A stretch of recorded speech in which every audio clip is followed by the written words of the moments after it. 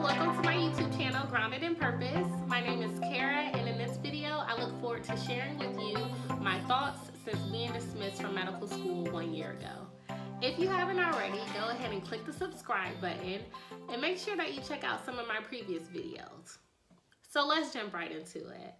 1 year ago, I was dismissed from medical school for failing to pass my Step 1 board exam on my final attempt given to me by my school by 1 point. Yes, 1 point.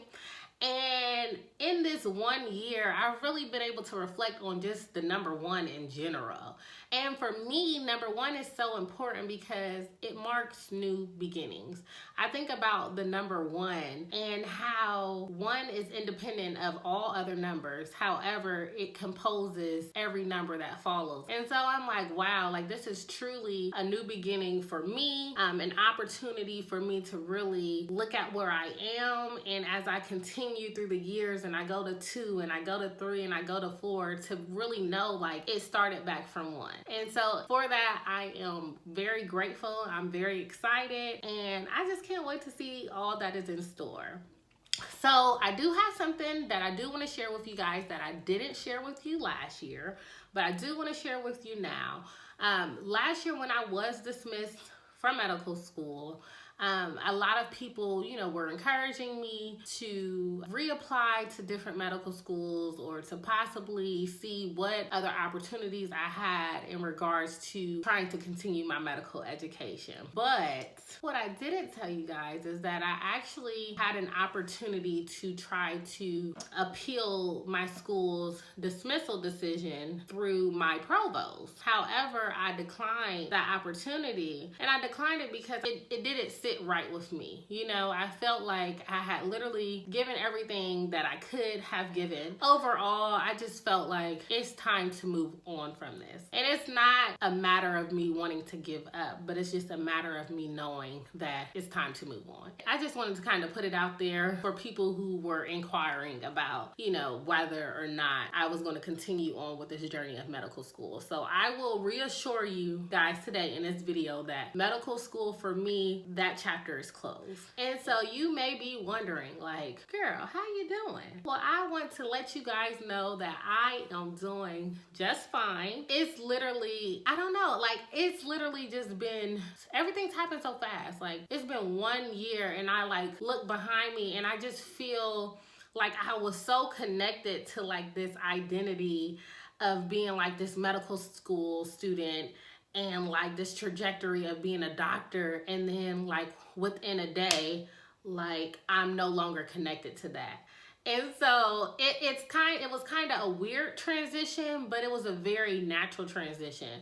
And for many of you guys, you don't know, but my graduation class is graduating this year. And so like it is a very big deal for me because so many people I love, so many people I care about, they are going to their next transition. And I know that I'm not going to be part of that transition. Like I'm going to be part of it as a friend, but it's not going to necessarily be a relatable journey as it was when we first started our journey together, if that makes sense. And so like this year, my classmates, they matched. And so yes, I went to match day because I was excited for my friend. I truly felt like I was there as a supporter. I didn't feel like, oh my goodness, like this should have been my moment as well. Like I got to go on stage with several of my close friends.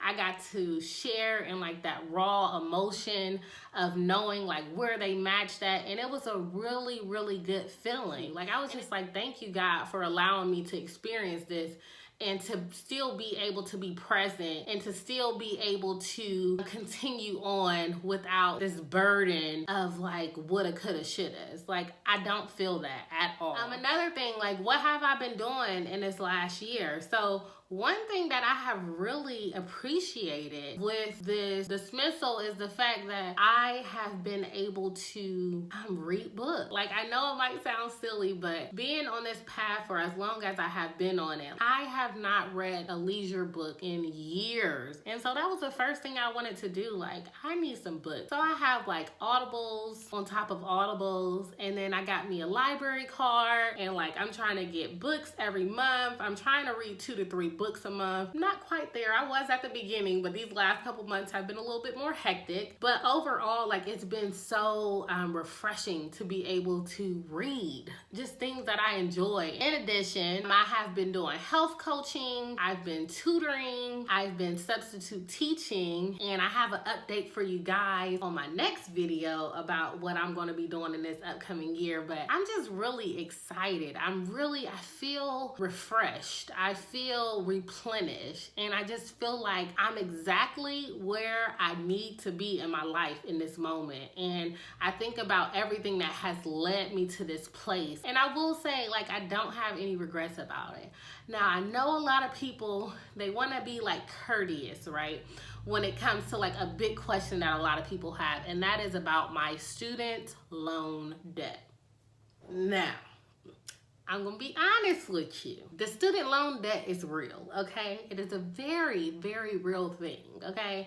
I plan on paying every single dollar back. I don't even plan on doing any loan forgiveness programs or anything like that. Like, I plan on paying every single dollar back. I think that's a journey that I plan on sharing later on, just as far as like how I've been tackling my finances. But I truly believe, like, if I can do good with the little that I have, that when I have a lot more than what I have now, that I will be able to be a good steward of that as well, because money is truly a mindset. Another thing that I feel like I have learned on my journey in this last year, or that has just become more clear to me in this last year, is the fact that I cannot hold others responsible for having the capacity to hold a dream or a vision that was given to me, right?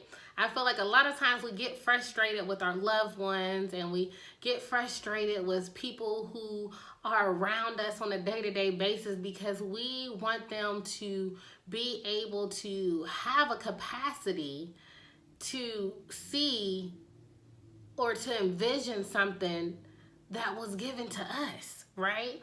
And while there may be people in your life who are able to see those things, like, most people, they just don't have that capacity, and that's fine. I think about the parable of the 3 servants and how there was a man who was going on a trip, and so he gave his 3 servants proportions according to their abilities.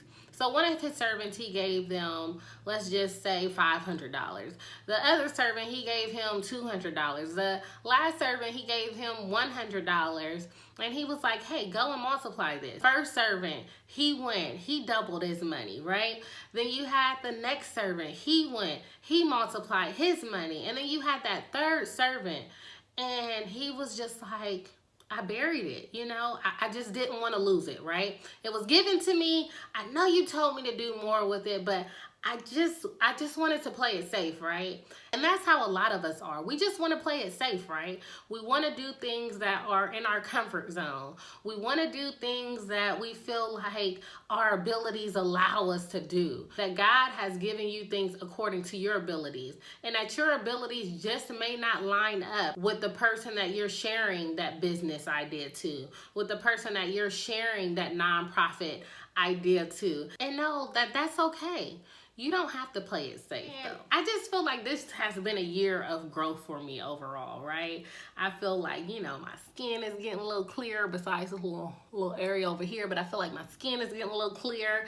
Feel like I got my little growth with my hair, because, you know, last year I had like my little fade going on, and, you know, now I've got my little, you know, whatever these are called that I'm working on. We're transitioning. We're definitely transitioning, but I'm just excited overall. I'm excited for the growth. I'm excited for the opportunities, and I'm just excited to be able to share my testimony and to be able to encourage others as they're going through their own processes. So continue to be encouraged and continue to uplift those around you. And I hope to talk with you soon. Goodbye.